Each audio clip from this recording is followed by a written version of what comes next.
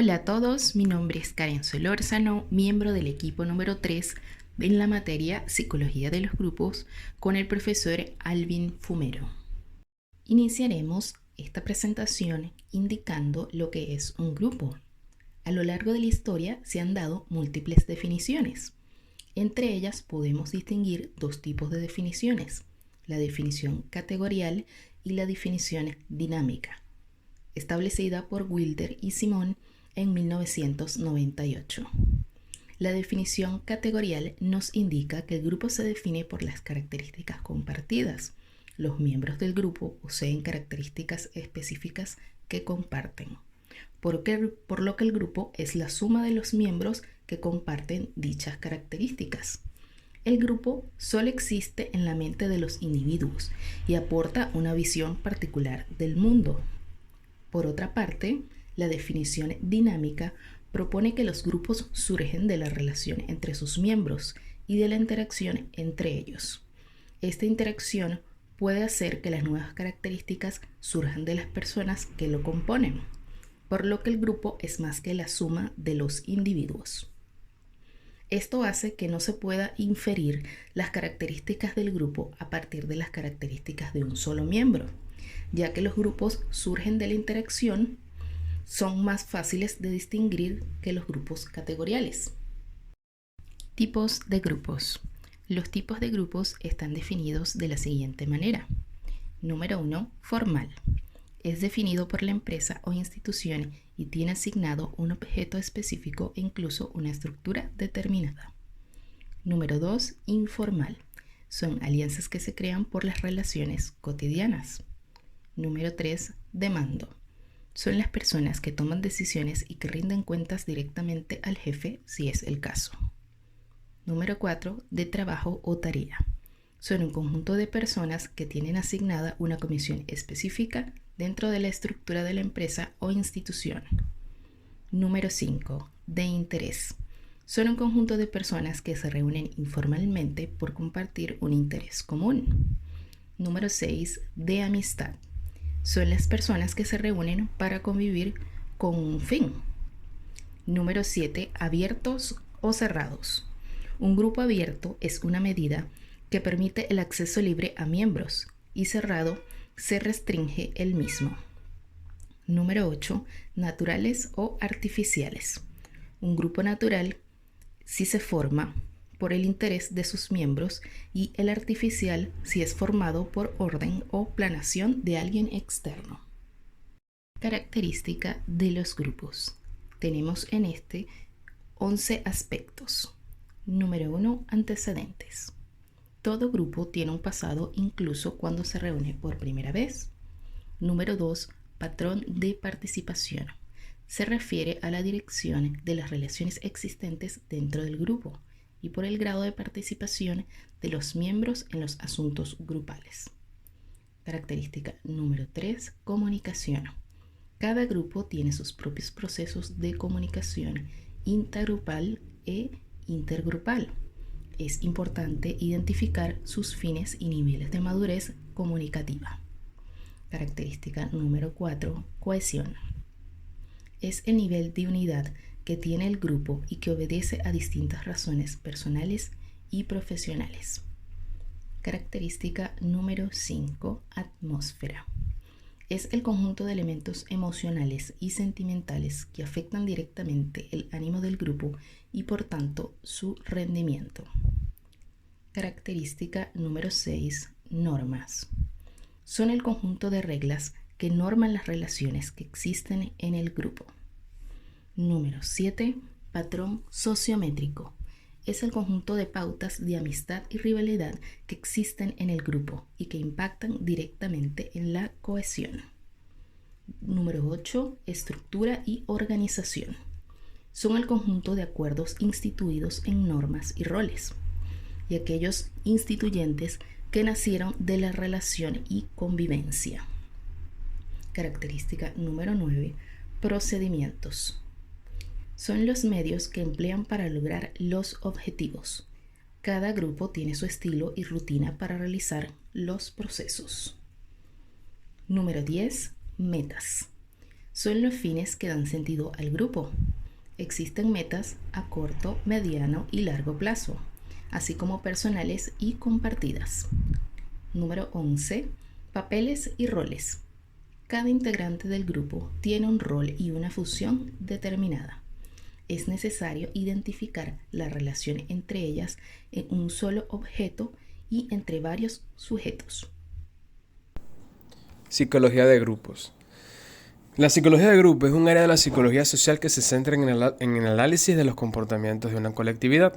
El análisis de los comportamientos es bidireccional, lo que conviene tener presente que se analiza en primer lugar la actitud que tienen los grupos en relación con el comportamiento de la sociedad. En segundo lugar, se analiza con detalle de qué manera las actitudes individuales modulan los comportamientos sociales. Ambas cuestiones son determinantes para entender de qué manera se fusionan. La aparición de la psicología de grupos data ya de la década de 1940. Los principales precursores de esta disciplina fueron Kurt Lewin, en teoría del campo, y Jacob Levy Moreno en el psicodrama. Algunas de las funciones que tiene la psicología de grupos se puede caracterizar de la siguiente manera. Primero, conocer cómo funciona el liderazgo. Segundo, conocer la información y el desarrollo de los grupos. Tercero, entender los mecanismos de cohesión grupal. Cuarto, conocer cómo influyen los grupos sobre la colectividad. Quinto, entender cómo funcionan las relaciones intergrupales. Sexto, estudiar la comunicación. Séptimo, entender la influencia del individuo sobre el grupo. Y octavo, comprender qué roles se asumen en el grupo. La literatura sobre la terapia de grupo ha demostrado la aplicabilidad del tratamiento grupal en una amplia gama de edades: infancia, adolescencia, adultez, vejez. La utilidad en patologías psiquiátricas y psicológicas diversas, por ejemplo, neurosis, psicosis, trastorno del desarrollo, trastornos sexuales, psicosomáticos, abuso de alcohol o de otras drogas, trastornos de la alimentación y de la personalidad, entre otros.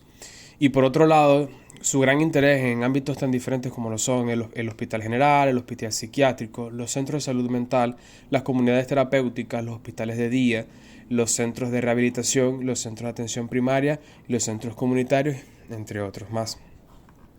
Además de la psicología de grupos, tenemos que hablar también sobre la dinámica de grupo. En el contexto histórico de la psicología social, cabe destacar que fue Kurt Lewin quien fundó el primer centro de investigaciones de dinámica de grupos. Las técnicas de la dinámica de grupos aplicadas son, pues, procedimientos o medios sistematizados de organizar y desarrollar la actividad de grupo, todos ellos fundamentados en la teoría de la dinámica del grupo. Con la expresión técnicas de grupo se designan el conjunto de medios, instrumentos y procedimientos que, aplicados al trabajo en grupo, sirven para desarrollar su eficacia, hacer realidad sus potencialidades, estimular las acciones, el funcionamiento del grupo para alcanzar sus propios objetivos. Así pues, son medios, métodos o herramientas usados al trabajar con grupos para alcanzar la acción del mismo. Tienen el poder de activar las opiniones, las motivaciones personales y de potenciar tanto la dinámica interna como la externa, de manera que las fuerzas grupales puedan estar mejor integradas y dirigidas hacia las metas del grupo. Las técnicas pretenden que los participantes del grupo adquieran, mediante los procesos desarrollados y experimentados en él, nuevos conceptos, conocimientos y comportamientos en relación con el fenómeno grupal y en relación con ellos o ellas mismos. Así, las experiencias grupales pueden ser consideradas como un modelo reducido de la sociedad, un laboratorio donde las personas realizan una investigación sobre sí mismas, pero al mismo tiempo sobre los grupos sociales en general. El último apartado sería la psicoterapia de grupos. En los años 60 se empieza a aplicar el tratamiento de grupo. Los principales conductistas relacionados con el refuerzo. A finales de los 70 e inicios de los 80, la terapia grupal cognitivo-conductual incluye técnicas como la reestructuración cognitiva, el entrenamiento en habilidades de intervención o manejo de situaciones y la relajación. Más tarde introduce los métodos de exposición o estímulos. En los años 70, el entrenamiento en habilidades sociales era la forma más importante de terapia grupal. En los años 80 y hasta el momento actual, el manejo de estrés y la agresividad se ha convertido en los objetivos terapéuticos. Ambos utilizan la reestructuración cognitiva y la relajación, así como la resolución sistemática de problemas. Por otra parte, podemos encontrar la aportación de Irving Yalom en la psicoterapia grupal. Se denomina terapia grupal interpersonal y pone y pone el énfasis en el aprendizaje interpersonal como mecanismo curativo fundamental. Jalón describe 12 factores terapéuticos en el grupo. Primero, infundir esperanza. Segundo, universalidad. Tercero, información participada. Cuarto, altruismo. Quinto, desarrollo de técnicas de socialización. Sexto, conducta imitativa. Séptimo, cartasis. Octavo, factores existenciales. Noveno, cohesión de grupo. Décimo, aprendizaje interpersonal. Y el grupo como microcosmo social. Las terapias deben facilitar la emergencia y maduración de estos factores curativos. El facilitador en la psicología de grupos. Conocemos entonces que el facilitador es aquella persona que promueve, facilita y acompaña procesos de mutuo aprendizaje y formación. Los facilitadores se convierten en agentes de cambio, crea además un clima de seguridad y calor para que el cambio sea posible, comprende a profundidad al cliente y su realidad, es decir, no menosprecia cada una de las situaciones que pudo haber pasado la persona que viene a solicitar ayuda. Además, ayuda a las personas a tener una visión auténtica del yo, a verse a sí mismo, comprenderse y, como prioridad, aceptarse. Además, retransmite su situación de manera empática, comprensiva y con mucha aceptación. Es un compañero, un espejo. Comunica además a las personas que ella misma es capaz de reconocer sus dificultades y resolverlas. La dirección es un proceso que está completamente en sus manos. Entre las características personales generales que posee un facilitador, Cormier y Comier en los años 1991 y 1994 y Ruiz y Villalobos 1994 señalan que estas son las siguientes. En primer lugar, debe saber y aceptar que hay estilos de vida diferentes, todos ellos respetables, y creer en que todas las personas tienen aspectos positivos que pueden desarrollar. Siempre hay cosas mejores por hacer, hay cosas mejores por desarrollar, y entonces ahí es donde se debe tener un buen ajuste psicológico general, aunque esto no quiere decir que el ajuste deba ser total. En términos generales, una buena salud mental por parte del terapeuta va asociada a mejores resultados del tratamiento. Debe mantener una experiencia vital, una amplia experiencia vital, ya sea por experiencia directa o vicaria. Facilita la comprensión de los sentimientos y vivencia de los pacientes y la búsqueda de soluciones a los problemas de estos. Ciertas experiencias vitales recientes, casos como el divorcio, la depresión o crisis de pánico, puede ser aconsejable no tratar a pacientes con problemas parecidos debido a posibles efectos de interferencia. Es decir, si manejo más de 2 personas que están pasando por algún divorcio o por algún tipo de depresión, como facilitador se puede prestar a la situación en que mezcle las historias y comience a ver a mi paciente reflejado en el otro. Por esta razón es necesario mantener diferentes tipos de terapia con las personas que vienen a consultarnos. En último lugar, tenemos que es sumamente importante mantener conocimientos de contextos socioculturales diversos. Esto conviene al terapeuta, ya que es necesario que él conozca las normas y los valores de los contextos socioculturales de su paciente, ya que puede influir en los problemas de esto o en la fijación de los objetivos terapéuticos. Ahora hablemos un poco acerca de cuáles son esas actitudes básicas del terapeuta que favorecen la relación que mantiene con cada uno de sus consultores. Es decir, en este caso, aquellas personas que van a terapia y necesitan de su ayuda. En primer lugar, debemos saber que debe mantener 3 actitudes fundamentales. Estas son señaladas por Carl Rogers hace muchos años atrás. En primer lugar, tenemos la empatía. En segundo, la aceptación incondicional. Y en tercera, la autenticidad. A estas 3 actitudes puede añadirse la escucha activa, la cual es un elemento fundamental en la empatía.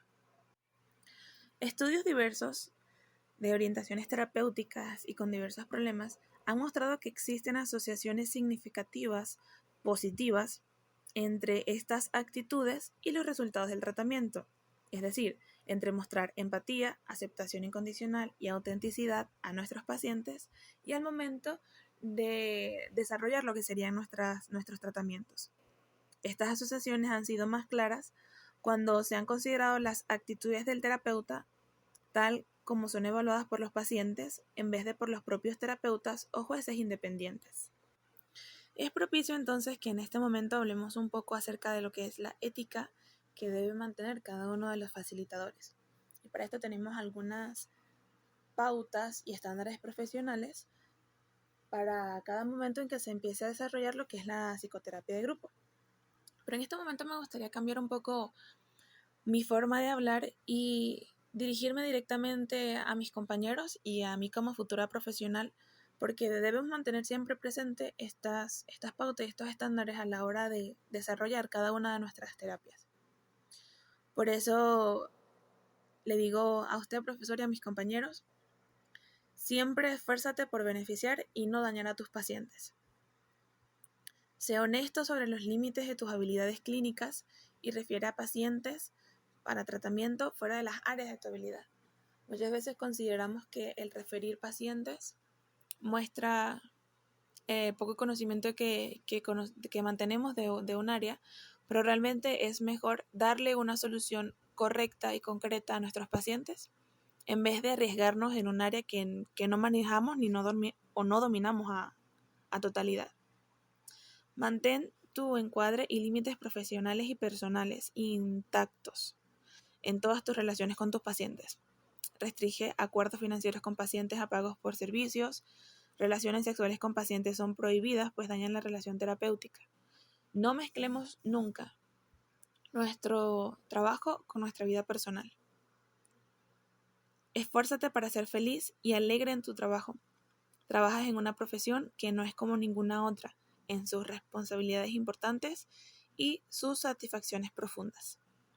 No debe haber nada más satisfactorio que poder atender a alguien que se encuentra pasando por una dificultad o un problema bastante grande y una vez haya llegado a nuestras manos y nosotros hayamos podido servirles como facilitador en su proceso de recuperación, esa alegría que da saber que ayudamos a alguien a que su vida sea mejor y pueda continuar.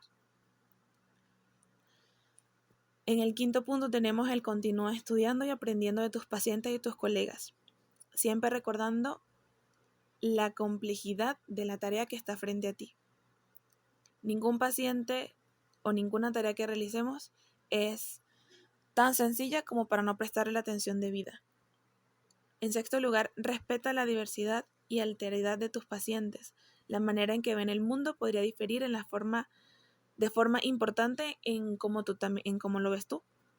Sea abierto para tratar a pacientes con necesidades especiales y debilidades físicas cuando sea posible. Muestra respeto en toda comunicación con tus colegas, especialmente cuando sus opiniones se difieren de las tuyas. Y por último lugar, tómate el tiempo necesario para desarrollar relaciones con esos colegas que son tus coterapeutas. Ahora sí es propicio hablar un poco acerca de los antecedentes históricos de la psicología de los grupos. Para nosotros es necesario conocer los orígenes o las razones por las cuales se formó esta psicología, ya que de esa forma no perderemos de vista el enfoque por lo cual fue diseñada esta psicología o esta rama de la psicología, ya que a raíz de la necesidad que existía, pues entonces se comenzó a utilizar estas prácticas para buscar las respuestas a las preguntas que se estaban presentando. En primer lugar, tenemos que el desarrollo histórico del estudio de los grupos en psicología social se inicia con una polémica relacionada con la existencia o no de entidades superindividuales como la mente de grupo. El antecedente más importante es la obra de Le Bon, Psychologie des Foules, y se le describe como un alma colectivo dotada de unidad psicológica donde el individuo se sumerge dándose una degradación de su comportamiento que se hace irracional y emocional mediante mecanismos como la sugestión y el contagio. A pesar de esta visión, establece un nexo entre los procesos psicológicos y los fenómenos sociales. Otra de las obras en las que más se presentaba esta polémica de una forma más directa es la publicación de McDouglas, que se titula The Group Mind, o en español, La mente de grupo. Se trata de la vida de los grupos, que resulta ser algo más que simplemente la suma de todos los individuos, por lo que las leyes que los rigen son diferentes a las que gobiernan el comportamiento individual. Para caracterizar a los grupos, recurre el principio de organización, cuyos efectos son el espíritu de grupo y una vida mental colectiva. A pesar de compartir algunas de las ideas de Le Bon, como la organización propia de los grupos, McDougall contrarresta los aspectos de desestructuración del comportamiento que se exponía. McDougall define el grupo como un sistema organizado de fuerzas que tiene vida propia, un poder de moldear a todos los componentes individuales y un poder de perpetuarse como un sistema idéntico a sí mismo, sujeto solo a un cambio gradual. Allport, desde su posición individualista, niega la existencia de una entidad como la mente de grupo que fuera independiente y distinta a la suma de los individuos. Desde su constitución, la psicología social y la psicología de los grupos se ha visto inmersas en el debate que ha girado en torno a la polémica individuo-sociedad. Se ha tenido a percibirlos como si fueran independientes, olvidándose que entre el individuo y la sociedad se dan relaciones recíprocas, lo que podría abolir la perenne disputa entre el individualismo,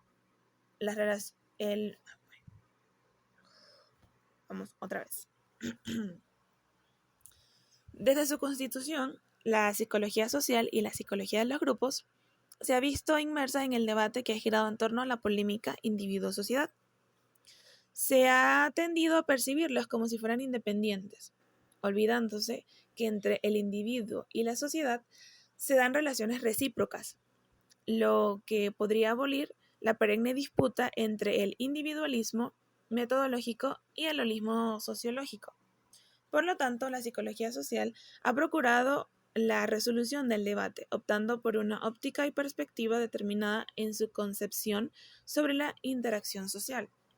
Y es en el grupo donde tiene lugar la confluencia entre lo individual y lo social, siendo su ámbito particular no solo la conducta social, sino también y sobre todo un proceso básico de interacción social. El individuo es incomprensible si lo separamos de un grupo, del mismo modo que no se puede comprender el grupo si queda separado de la naturaleza de los individuos que lo componen.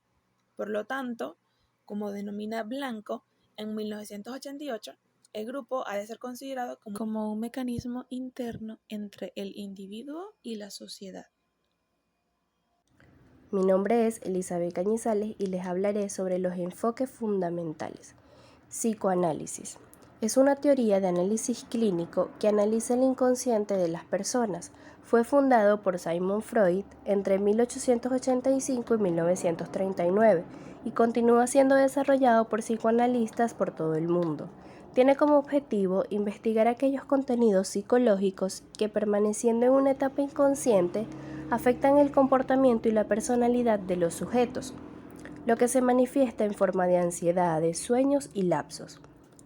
Para aplicar el psicoanálisis se analizan elementos no conscientes de las personas, como los sueños, los deseos, los miedos, las pasiones, las voluntades, los recuerdos y los traumas. Todos estos elementos forman parte de la personalidad del paciente. Existen 3 elementos fundamentales en el psicoanálisis, como lo son: el método para explorar los procesos mentales inconscientes de las personas, la técnica para tratar las enfermedades mentales y las teorías que se derivan de la aplicación de los 2 puntos anteriores. El conductismo es una corriente que se centra en el estudio de las leyes comunes que determinan el comportamiento humano y animal, esto a través de procedimientos objetivos y experimentales. También se conoce como conductivismo, y este prioriza lo objetivo por encima de lo subjetivo. Las principales características determinan que las personas se pueden influenciar a través de estimulaciones, Establece que los estímulos producen respuesta y por ello forman una relación causal e implementan el método experimental. Ventajas. Predecir y controlar la conducta. Es cuantificable, permite la planificación y consigue modificar comportamientos. Las desventajas. Considera las emociones como reflejos condicionados. Resulta reduccionista y las actividades deben estar previamente definidas y controladas. Gestalt. La teoría de la Gestalt apareció en Alemania a principios del siglo XX. Esta teoría pone énfasis en las vivencias subjetivas de cada persona. Da importancia a aspectos positivos de la psicología, tales como la autorrealización y la búsqueda de decisiones acertadas, y trabaja con una concepción del ser humano como agente capaz de desarrollarse de forma libre y autónoma. Esto significa que no se centra en los aspectos negativos de la mente, tal y como ocurre con ciertos tipos de psicoanálisis, tampoco en el estudio de la conducta observable de las personas como pasa en el conductismo. Las características. La Gestalt explora las relaciones dinámicas que conectan los diversos elementos de la realidad. Los gestaltistas no conciben separar procesos como el aprendizaje de la memoria. Su principal área de estudio es la percepción. Los psicólogos de la Gestalt se centraron especialmente en buscar explicaciones sencillas y naturales que pudieran adaptarse a nuestra forma natural de percibir la realidad. A través de la percepción logramos adquirir conocimientos del mundo, interactuar con él y conectar con los demás. Psicodrama.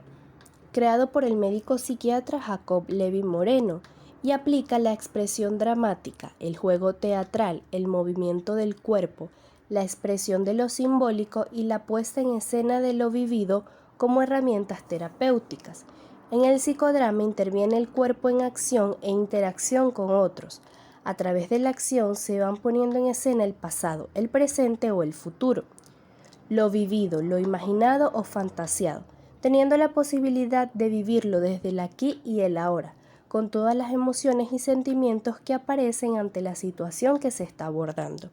El objetivo fundamental en la psicoterapia psicodramática es, a través del encuentro terapéutico, ayudar a modificar los patrones de relación con los demás y con uno mismo, que se mantienen rígidos, ofreciendo la posibilidad de vivenciar alternativas a la propia realidad ya conocida. Para poder ir realizando este proceso es necesario ir recuperando la espontaneidad que posiblemente desde hace tiempo se ha ido perdiendo. La espontaneidad siempre se traduce en creatividad y poder vivir con y desde ella ayudará en la búsqueda de la propia verdad y la posibilidad de un encuentro verdadero con los demás. Por esto podemos afirmar que la esencia del psicodrama es desarrollar y potenciar la capacidad espontánea y creativa que tenemos todas las personas. Moreno define la espontaneidad como la capacidad de dar respuestas adecuadas a situaciones nuevas o respuestas nuevas a situaciones ya conocidas, que le permita vivir a la persona desde sus propias elecciones de forma más auténtica y plena. Bioenergética. Es un método psicoterapéutico desarrollado por Alexander Lowen en los años 50, cuyos antecedentes son las teorías de Freud y los estudios de su maestro William Reich. La bioenergética es una terapia de enfoque corporal que mediante movimientos espaciales y ciertas posiciones corporales permite a la persona estimular su fuerza vital y así recuperar la respiración y la movilidad natural para que todas las funciones fisiológicas, emocionales e intelectuales se efectúen adecuadamente. Lowen consideró la personalidad como una unidad cuerpo-mente indivisible, por lo que las tensiones en el cuerpo, generadas por las frustraciones, los conflictos y carencias que vive cada persona, especialmente en la primera infancia, forman su carácter y van moldeando su cuerpo.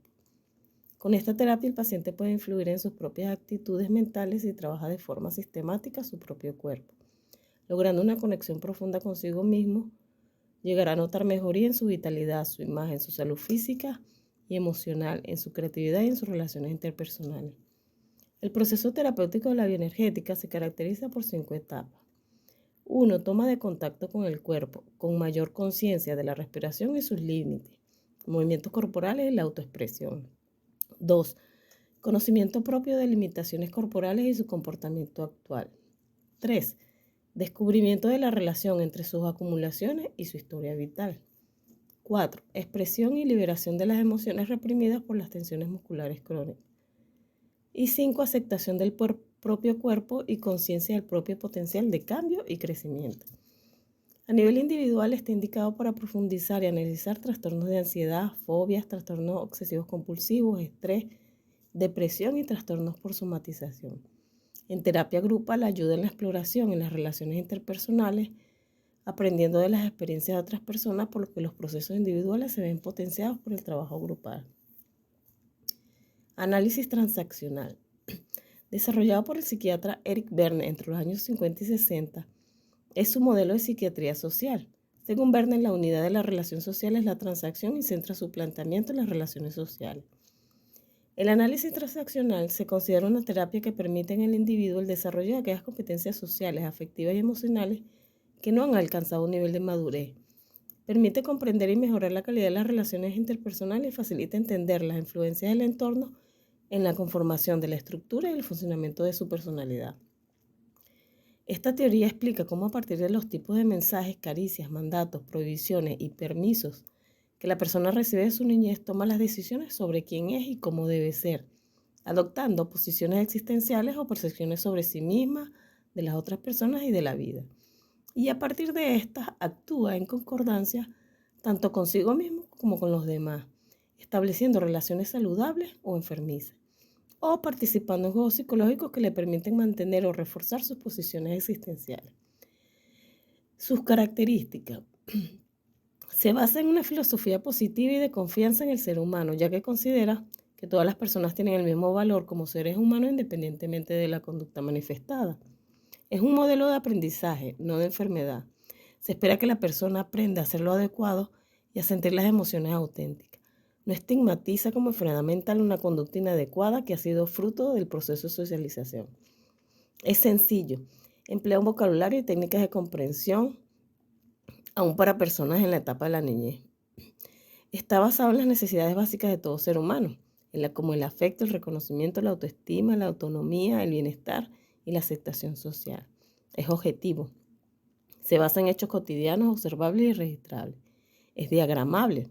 Emplea diagramas y esquemas simples para representar situaciones, lo que favorece el autoconocimiento y permite controlar comportamientos inadecuados. Es contractual, porque se trabaja en base a objetivos establecidos. Es igualitario. Tanto la persona que facilita como la que recibe la orientación se sitúan en el mismo nivel. Facilita una autoexploración más profunda, ya que se busca establecer la comunicación más franca y auténtica posible entre los componentes afectivos e intelectuales de la personalidad. Facilita la integración de técnicas derivadas de otros enfoques, lo cual aumenta la capacidad de su uso en la práctica profesional y su aplicación tanto en la intervención individual como con grupos humanos en campos tales como el organizacional, el educativo y el familiar. Los tipos de análisis que conforman la teoría del análisis transaccional son 4. El análisis estructural y funcional de la personalidad. Se refiere al estudio de la personalidad individual y conocer las distintas manifestaciones conductuales y emocionales claramente definidas que se asumen al exponerse a distintos estímulos. 2. El análisis transaccional. Facilita comprender lo que las personas hacen y dicen entre sí y cómo les afecta positivo o negativamente. 3. El análisis de los juegos psicológicos.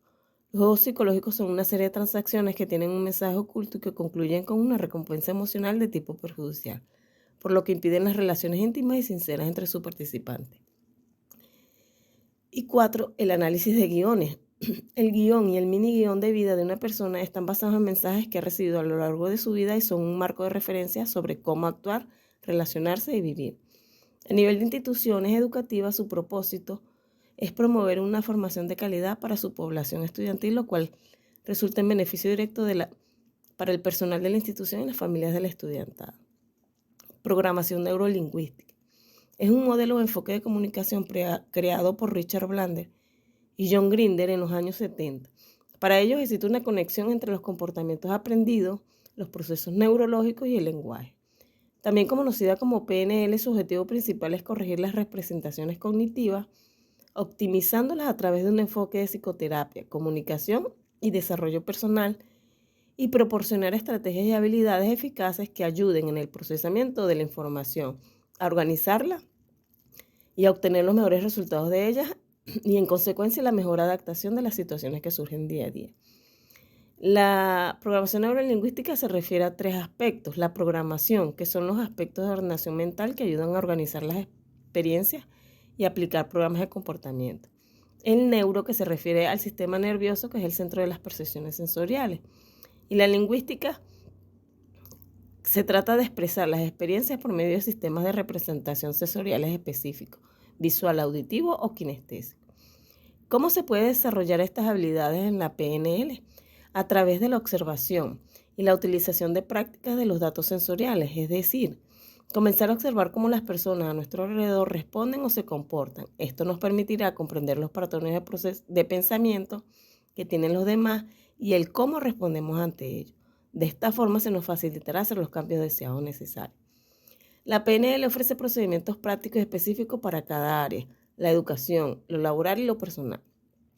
Terapéuticamente se utiliza en la ansiedad, estrés, fobias, problemas de aprendizaje, terapia sexual, problemas de relaciones familiares, crisis de vida, entre otros. A nivel de organizaciones sirve para conseguir la motivación y la persuasión, la coordinación dirigida a influir en programas o decisiones, la preparación de entrevistas, los desbloqueos de negociaciones, el establecimiento de comunicación clara y convincente, entre otros. Inteligencia emocional. Su marco teórico fue desarrollado en los años 80 gracias a las teorías de las inteligencias múltiples de Gardner y de la teoría triárquica de Stenberg, pero fue en 1995 que la inteligencia emocional toma auge gracias a Daniel Goleman con su obra Inteligencia emocional.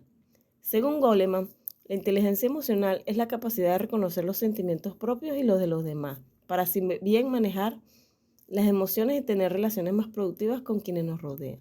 Y en cuanto a su importancia, afirma que constituye el vínculo entre los sentimientos, el carácter y los impulsos morales. La inteligencia emocional es una herramienta que nos ayuda a interactuar de forma más asertiva con el entorno. Según Goleman, estas competencias pueden aprenderse y dominarse. Primero deben de identificarse las habilidades que se necesitan y luego trabajar para mejorar tales competencias. Las 5 dimensiones o competencias básicas de la inteligencia emocional son: 1. El autoconocimiento de las propias emociones y su expresión. Es importante poseer conciencia de las emociones propias y reconocerlas en el momento en que ocurren para gestionarlas de forma adecuada. 2. La autorregulación o control de impulsos y emociones. Es la habilidad para manejar y, en consecuencia, expresar los sentimientos de forma adecuada, como por ejemplo atenuar los sentimientos negativos como la ira, furia o irritabilidad. 3. La motivación. Las emociones y la motivación están íntimamente relacionadas. Se busca encaminar las emociones y la motivación consecuente hacia el logro de objetivos. Así las personas llegan a ser más productivas y efectivas. 4. La empatía. Es el fundamento del altruismo. Se trata de sintonizar mejor con las señales que indican lo que los demás necesitan o desean. 5. Las habilidades sociales. Establecer buenas relaciones de forma suave y efectiva con los demás son la base del liderazgo, popularidad y eficiencia interpersonal. Además de su indiscutible aplicación a nivel personal, en lo educativo su práctica le permite al estudiantado desarrollar la tolerancia a la frustración o la asertividad, como por ejemplo aceptar las críticas o defender su postura de forma no agresiva. A nivel empresarial, el estilo tradicional de autoridad ya es ineficiente. Hoy día las empresas necesitan directivos que estimulen, generen confianza y den ejemplo a sus subordinados. Y según los últimos estudios de Goleman, indican que la inteligencia emocional es el factor de éxito más importante en cualquier carrera, más que el coeficiente intelectual o la pericia técnica.